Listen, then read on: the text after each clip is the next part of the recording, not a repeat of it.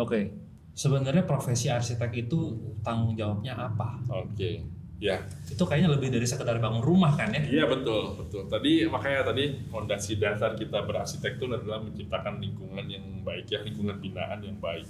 Artinya bagaimana tadinya tanah kosong atau lingkungan kosong gitu ya, tanah sebuah area yang kosong, bagaimana kita bisa mendesain atau menciptakan menjadi baik. Tidak hanya coupling tersebut saja yang baik, tapi bagaimana si arsitek harus bisa juga membuat lingkungan sekitarnya yang mana sebetulnya di luar area perencanaan itu juga menjadi baik, terangkat nilai lingkungannya, ekonomi dan sebagainya. Nah, itu tugas yang menurut saya cukup penting. Arsitek adalah profesi ya.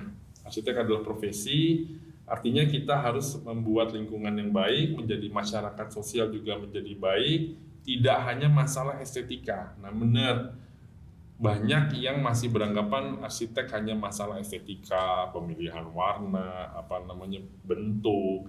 Padahal itu hanya sebagian kecil dari tugas kita. Kita harus juga memikirkan keamanan, kenyamanan, kemudian kesehatan bangunan. Nah, itu hal-hal yang penting juga, sama pentingnya dan yang pasti mengenai dampak sosial dan lingkungan ketika kita ngedesain bangunan begini, dampak sosialnya apa. Nah, itulah yang sebetulnya profesi kita harus berpikirnya ke arah situ gitu. Dan mungkin masyarakat juga perlu tahu bahwa memang arsitek tugasnya sampai dari skala kaplingan aja, skala luasan regional sampai skala kota. Nah, itu yang kita harus pikirkan. Dan kan mobilnya 2 atau 3 si klien ini, nah itu harus diinformasikan lah ya. Sampai hal-hal kayak sumur resapan ya, itu juga si arsitek harus terus mengingatkan pentingnya sumur resapan, jumlah parkir, hal-hal gitu yang dampaknya nanti jelek harus, ya itu tanggung jawab arsitek. Karena dampaknya ke lingkungan ya. Yes, betul. Karena kebanyakan kan egois ya sebagai pemilik rumah. Iya. Buat gua ngirit, gua baik-baik aja gitu. Iya benar.